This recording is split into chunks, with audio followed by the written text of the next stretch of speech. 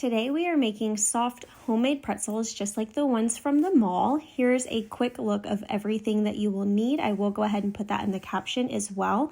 You're going to start with 1.5 cups of warm water and whisk in 2 1/4 teaspoons of yeast. If you're using the packet, just dump in a full packet of yeast.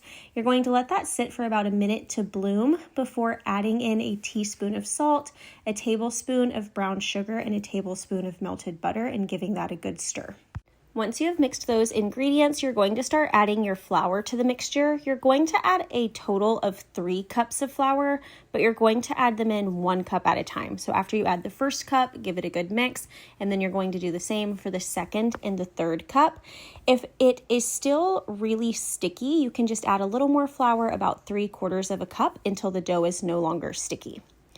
Once you have mixed in all of your flour, you're going to knead your dough for about 5 minutes. If it's still feeling a little sticky, you can sprinkle just a bit more flour, but you don't want it too dry. So just put some flour on your hands, put some flour on your surface, and then you are going to knead your dough for about 5 minutes. This is what it'll look like just before you start kneading.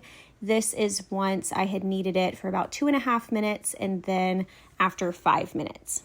When you're done kneading your dough, you're going to set it to the side loosely covered for about 10 minutes while you get your baking soda bath ready. So you're going to bring 9 cups of water and a 1/2 cup of baking soda to a boil in a large pot. Once I had let it sit for 10 minutes and my water was boiling, I started to divide the dough into pieces. I did about 75 grams per pretzel, and that made 10 for this batch. So you're going to divide them into pieces, roll them into long ropes, twist into the classic pretzel shape before dropping 1 or 2 pretzels into the boiling water. You're going to let them boil for about 20 to 30 seconds, and that's going to give them that chewy texture.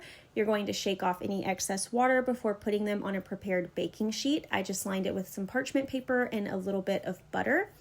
Once they are done with their baking soda bath, I just sprinkled them with some salt, and you're going to bake them in the oven at 400 for 12 to 15 minutes until they are golden brown.